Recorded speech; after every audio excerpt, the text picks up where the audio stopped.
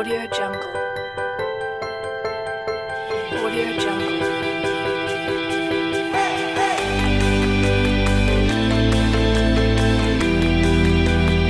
Audio Jungle. Audio Jungle.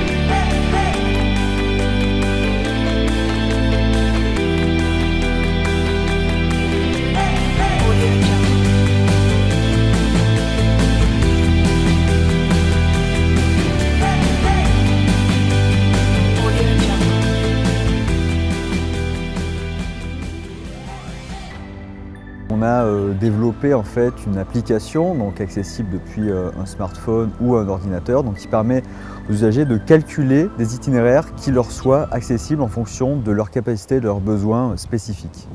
Donc ce qu'on a également développé qui est vraiment intéressant, c'est une petite application interne donc sur un web service interne qui permet à chaque acteur concerné, donc que ce soit des services techniques, services de voirie, des services espaces verts, services des transports, donc d'interroger cette base et donc de savoir quasiment en temps réel le niveau d'accessibilité du territoire sur une zone donnée.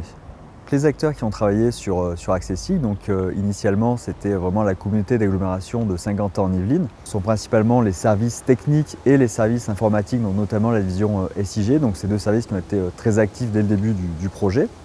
Et au niveau du CRM, donc on a constitué une équipe projet avec des ergothérapeutes et des ergonomes.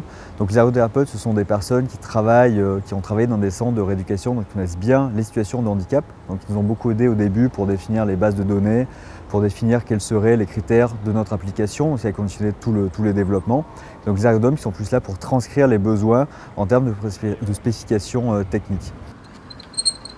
Ce qu'on espère vraiment, c'est développer, donc peut-être pas Accessig, mais des outils issus du projet Accessig donc sur d'autres territoires d'Île-de-France. Donc notamment tous ces outils qui permettent de diagnostiquer, de gérer l'accessibilité, donc qui sont très pratiques pour les services techniques, et notamment pour gérer leur programmation donc dans le cadre des ADAP. Et puis bien sûr mettre en place notre calculateur d'itinéraire, ces outils d'information usagers, donc pour que très rapidement les personnes en Île-de-France puissent se déplacer sur tout le territoire, savoir ce qui leur est accessible, savoir où ils peuvent aller et notamment pourquoi pas le coupler aussi avec des calculateurs d'itinéraire transport pour qu'on ait vraiment toute une chaîne multimodale, toute une information multimodale sur la chaîne d'accessibilité qui soit accessible aux personnes en situation de handicap.